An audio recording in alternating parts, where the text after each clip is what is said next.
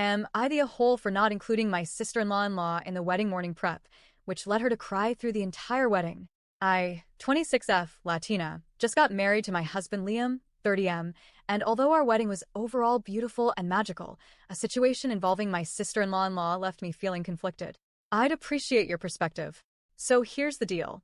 In my culture, there's a distinction between a cunata, sister-in-law, like your husband's sister or your brother's wife, and a concunata, which in English would be something like a sister-in-law, the wife of your husband's sibling.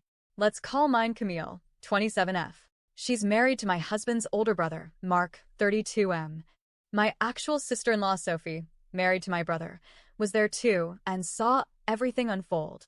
Side note, Sophie wasn't part of my bridesmaids, but she was included in the morning of the wedding for makeup and hair cause we are a lot more closer, and cause she asked me for a place to get her makeup done at least 2 months prior to the wedding, and I have the GF of one of my bridesmaids cancel, but her spot was already on the contract, so I told Sophie she could be with us. Besides that, my brother couldn't make it to the wedding, and I didn't want for her to feel alone. A couple of months before the wedding, I stayed in North Carolina with my father and mother-in-law and one of my brothers-in-law, Jack, 27. I don't have many friends there, and we were living in a retirement community, so I spent a lot of time at home. Camille and Mark also live in NC but farther away, and since I don't drive and I'm not familiar with the area, I didn't invite her over. That said, on previous trips to NC, I did try to connect with her and help her with things I know are important to her professionally. We're not close, but I always try to be cordial and respectful. The day before the wedding, we had our rehearsal dinner after walking through the ceremony logistics. By the way, the wedding was in my home country. I wasn't really doing formal introductions, just saying hi to some of my husband's friends I had met and introducing him to a couple of my bridesmaids. Camille wasn't a bridesmaid, but her husband Mark was one of the groomsmen.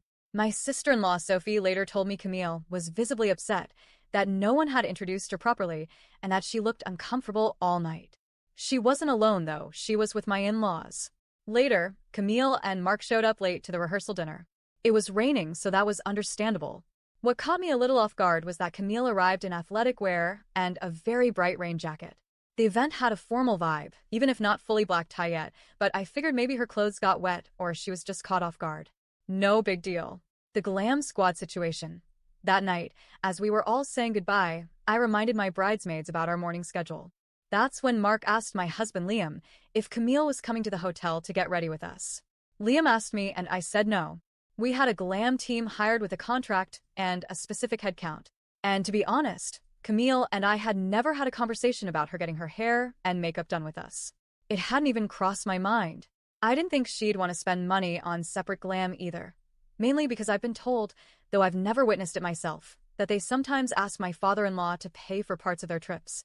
For example, in this case, I was told Camille went to my father-in-law insisting he book the Airbnb immediately after New Year's, or else she would charge it herself and invoice him later. My father-in-law often gives in because he doesn't want to cause any problems. That night, things escalated. Mark and Liam had a heated conversation where Mark said things like, if my wife isn't welcome, then I'm not welcome either, and that Liam and Camille needed to talk, just the three of them, without me. Which I found kind of absurd because we're talking about the morning of my wedding. Why would my husband have a closed-door meeting about it without me? The morning of the wedding, my MIL texted me the night before saying she'd be with Camille the next morning. I replied kindly that it wouldn't be possible,